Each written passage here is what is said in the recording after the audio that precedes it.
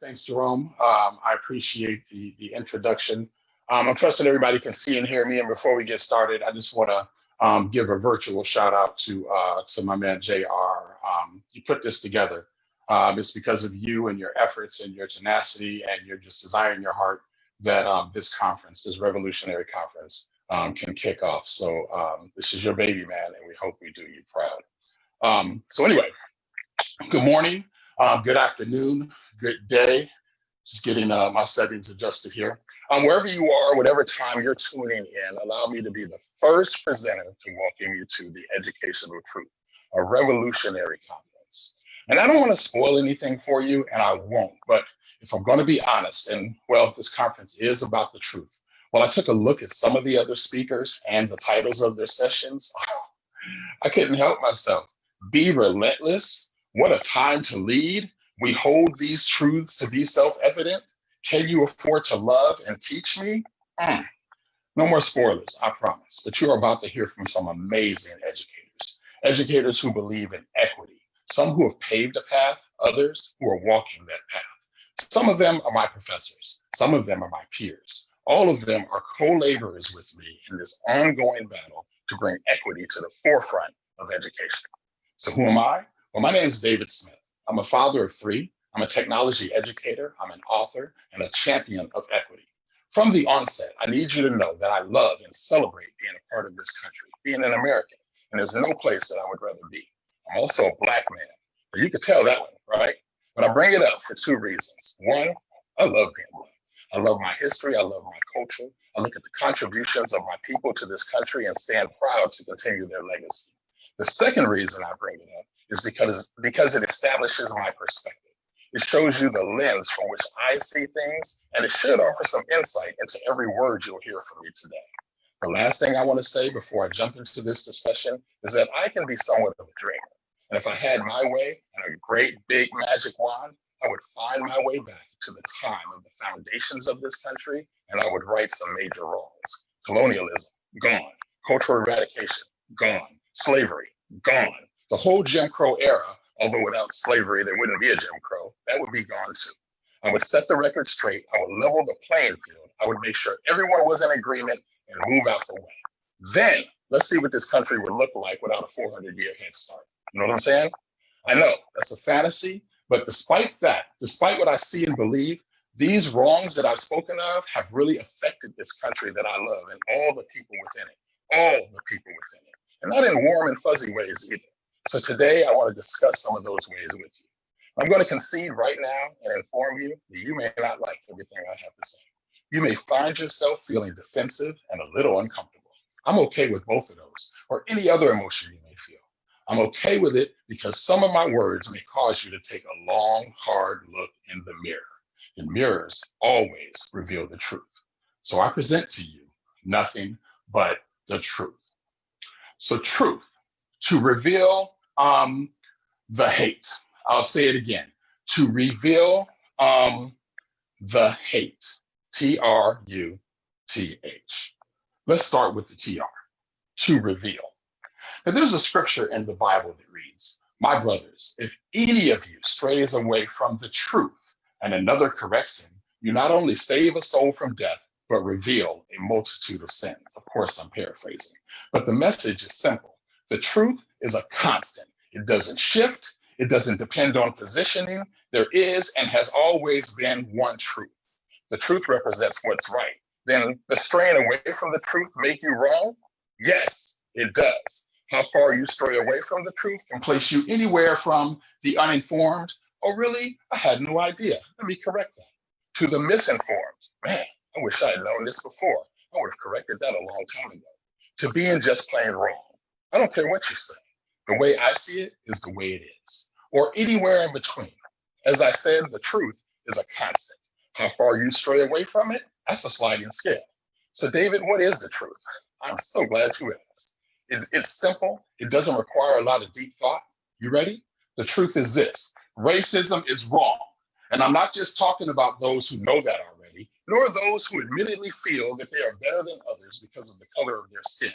I'm talking to everyone in between, to those people who would take the ultimate level of offense if anyone were to suggest that their words or actions could even be slightly construed as racist. It's the fear of that offense that prohibits us from being honest, from speaking our own truth.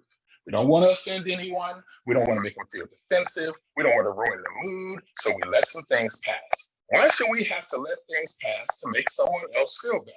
And it's not just based on offenses. Conversations about race happen all the time in coffee shops and in conference rooms, barbershops and living rooms. As long as you're around people who look like you, conversations about race are easy. But mix up the room a little bit and people start to whisper. They get a little squeamish. You bring up race and all of a sudden people start to look around like who is watching, or even better, who's listening. Why? Why is this conversation so uncomfortable? I recall taking two of my sons to Subway one afternoon after school. In the car, we were having a conversation about Black history, and one of them was sharing with me what he had learned about Frederick Douglass, who's one of the greatest, by the way, what he had learned about him in school. He was in the middle of his story when we walked into Subway and he saw a room full of white people. He immediately shut up.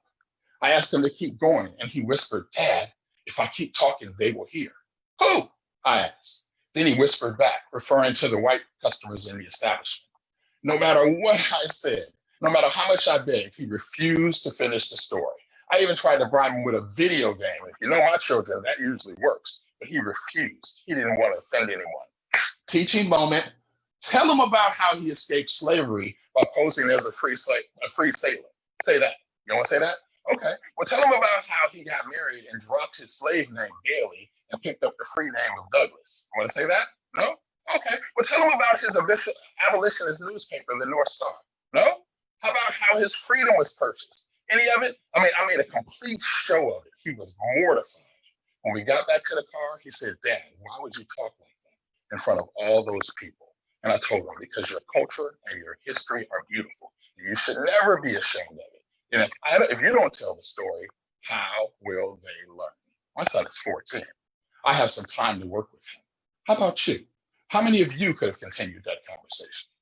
Imagine this. You and I are acquaintances, business associates, not quite friends, but close enough. This coming Monday, we have a meeting right after lunch at 1 o'clock. So you show up and we start our meeting and you have something green and leafy in your teeth. Would you want me to let you know? Why? Might it cause you a little embarrassment to know you had something green and leafy in your teeth? Might it make you a little uncomfortable afterwards to know that you showed up to this meeting with something obvious protruding from your mouth? I'm sure the answer to both of those questions is yes. But in the end, you'd appreciate knowing because you wouldn't want to spend the rest of your day with something green in your teeth. Am I right? After the embarrassment and any level of discomfort that you may feel for the moment, you'd likely feel better knowing that you get to present your best self for the rest of the day without further embarrassment. You follow me? And deep down, I'm sure you'd appreciate the fact that I was kind enough to let you know. And why can't we do the same thing with racism? There are a few anomalies for sure, but for the most part, no one wants any part of being known as a racist. Most people want to believe or don't want to believe anything that they do or say can be considered as a racist action or expression. So the next time you encounter a racist action or someone's comment makes the hairs on the back of your neck stand up, don't let it slide. Just tell them they have a little racism in their teeth. When they ask you what you mean, explain it to them. If you need notes, let me know. So the primary takeaway that I want you to have is to believe in the power of your voice. Use your voice, whether you're in the first chair at the front or the 11th chair at the back. Use your voice. When you see or hear something that requires correction, correct it.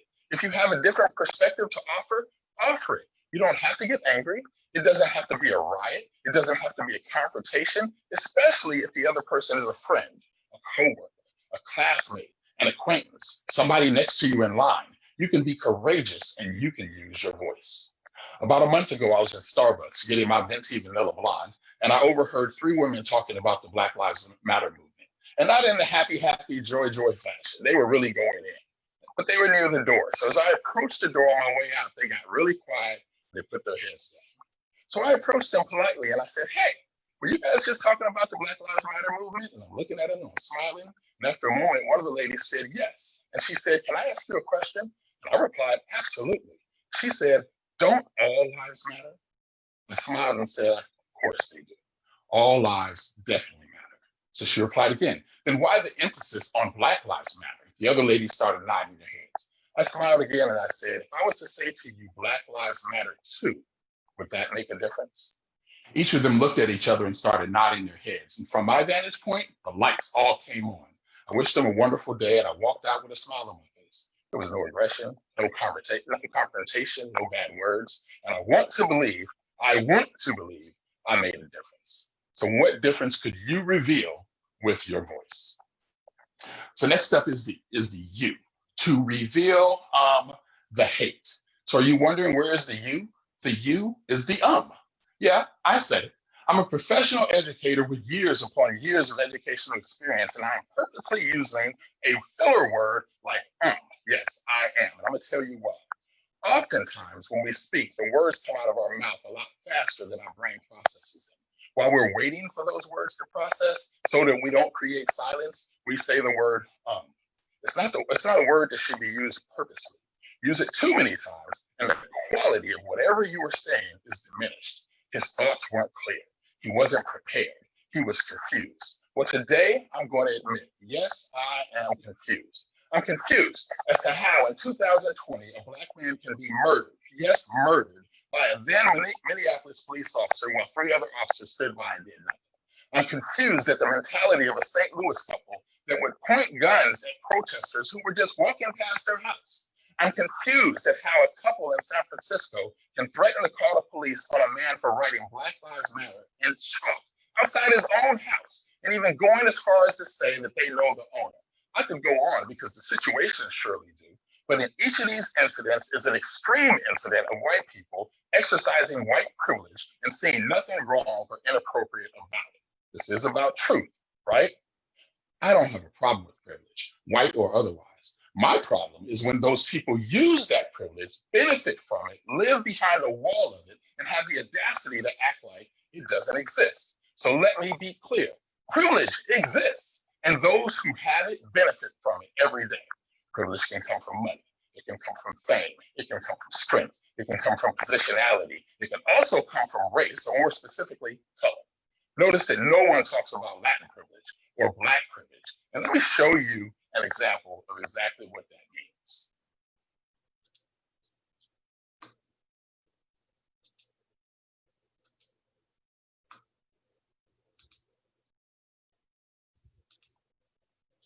All right, so this is Google Chrome. I'm sure you guys are familiar with that. You guys have done searches time and time again. It's gonna go here in the search and I'm gonna look up a term like Latino.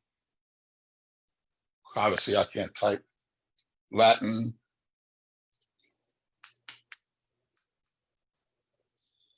Ooh, this is going bad. Latin privilege. Is that spelled right? Nope. There we go.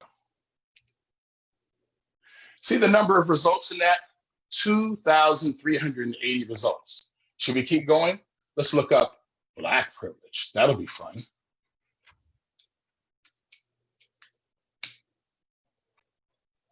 Let's put the space in there.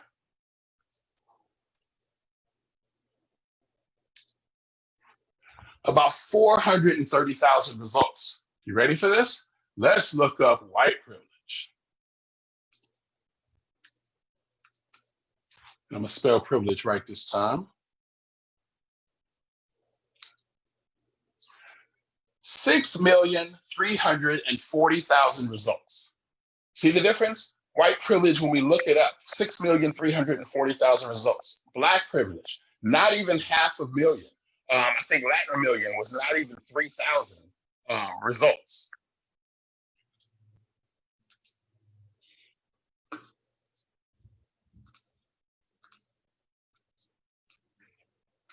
Now, we all know what a reliable source the internet is, right? So like everything, I had to tell my child this, everything on the internet has to be true, right, Dad?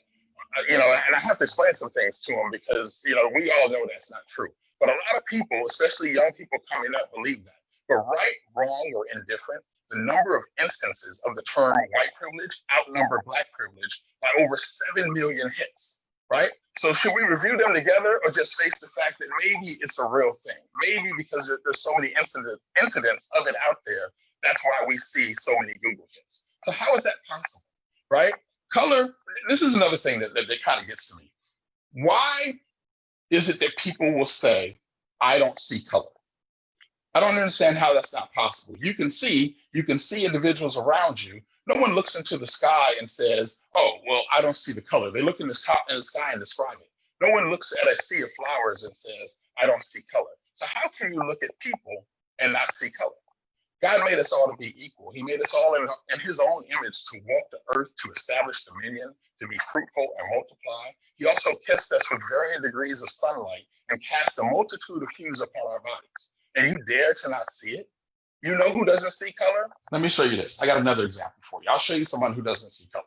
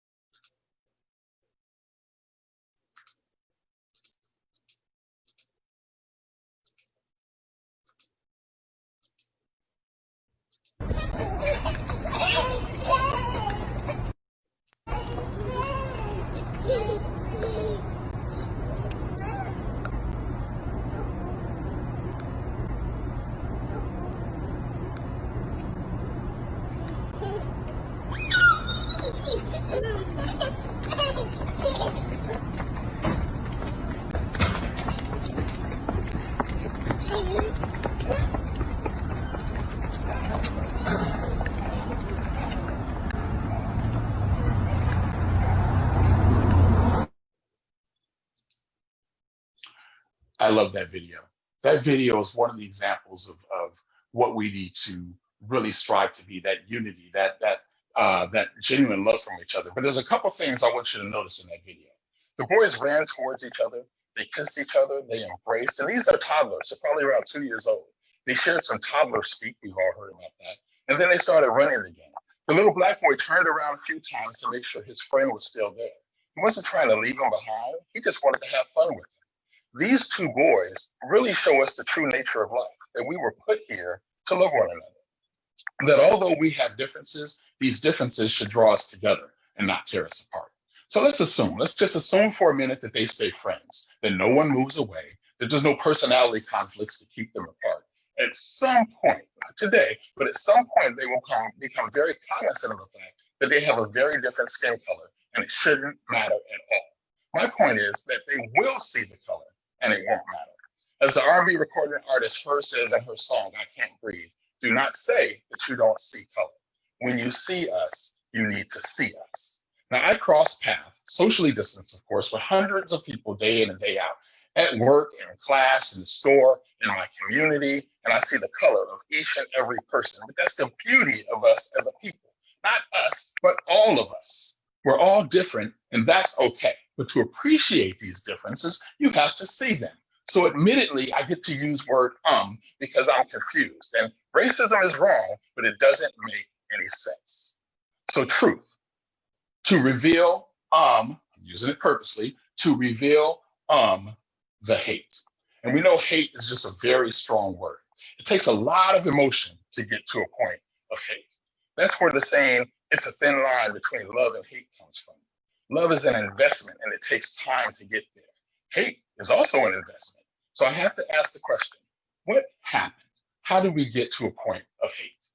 I was having a conversation recently where someone commented, David, what you are referring to isn't hate, it's more like indifference. I almost lost my mind. You think this country is suffering from an epidemic of indifference? Really? How far do you want to go back? Should we start right around 1865, between 1865 and 1876, when federal troops occupied southern states just to provide protections to the people who were recently released from slavery? Between 1887 and 1953, because now the federal troops are gone and people in the South are unprotected. According to the Tuskegee Institute, almost 3,500 lynchings of Black people occurred during that time. Is that indifference or is that hate? What about between 1954 and 1965? Countless people of color and their allies lost their lives pursuing a dream of equality in a country that was known as the land of the free. Simple liberties such as the right to attend school, the right to vote, the right to sit in any seat on a bus had to be fought for. Is that indifference or is that hate? 1965 to the present, Black people account for 13% of the population, but 34% of the prison system. The percentage of unarmed Black people killed by police is higher than any other race. Any other race. Black students in the United States are subject to disciplinary rates at rates much higher than their white counterparts. And these actions put these students at a higher risk for negative life outcomes, including into the jail system, the school to prison pipeline. So why do I tell you all this? And what does all of this have to do with conversation? I mean, with education. Remember, we're talking about truth to reveal the hate. I have children. Maybe you have children. Maybe you know someone who has children. Maybe you're an educator and you're around children on a day in and day out basis. Maybe with school starting, it might be an online type of environment, but you're going to be there in the face of students and so forth and so on. And these are conversations that aren't going on. The problem is, or the challenge is, or the rule is that everyone has an ability to change the system by using the power of their voice and by engaging in these conversations. And if we're going to move forward, if we're going to have any hope of changing this system that we love, changing this, or changing a system we don't love, but changing a country that we live in into a country that we love, we have to learn how to challenge the status quo, not being satisfied with the present and what it is, but doing what we need to do to change it from the inside. And that starts with conversations. These are conversations you get to have in your home. Maybe you pull your children to the side tonight and say, hey, where do you stand on this? What are your feelings towards race and equity? Explain to them what equity is. What are those things? What do these things mean to you? Start with your job at the water cooler conversations. How do you have these conversations there? We have to get past the uncomfort of this situation to make for a better tomorrow. And I say this to you because it starts with you. Anyone who's watching me right now, anyone who's listening to me later, I want this to be a wake-up call for whatever it is you're doing, however you're doing it, to make sure that your part in this change is being done, because it starts with you and the power of your voice. Like I said, I only came here to give you the truth. The truth may not be something you like, but the truth is something that we all need. I thank you guys for listening to me, and I just want to pave the way for our next speaker. You guys have a wonderful and amazing day. Bye.